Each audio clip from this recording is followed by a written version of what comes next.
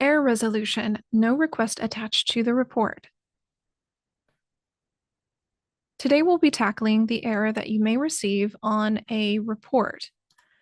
It is this first error with a red X saying no rec action required. An approved request was not linked or completed for this expense report. Let's take a look at the steps involved in resolving this error. First, please know that a request must always be completed and approved before you create your expense report.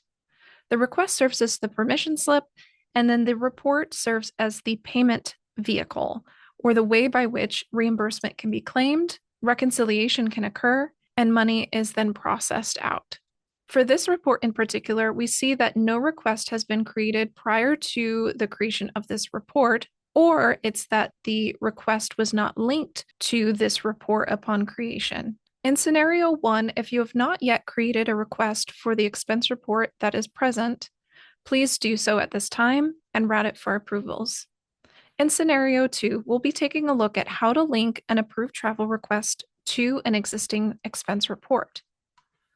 Let's close out our errors and go to report details. It's the drop-down right underneath the title. Down at the very bottom, under linked add-ons, click Manage Requests. You can see that no request has been linked. We'll go to the top right to Add, and then we'll select from the list of available requests. If you don't see a request as available in this list, you'll want to take a look to see, 1, whether that request has been created, or 2, if the request has been manually closed or it has aged out. Aged out meaning 60 days past the last date of travel. For this example, let's say that this is our request. We'll select it and add it to the report.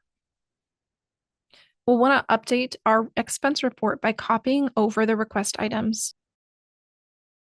We've now updated our report and added in the request. Let's go ahead and close. A good way that you can tell that a request has been successfully linked to an expense report is by this white box underneath the title section here. You can click on this request box and see the request ID that's attached. This should remove the alert. As you can see, we have several other alerts that we can tackle. Please see the rest of the error resolution videos available. Thank you for watching.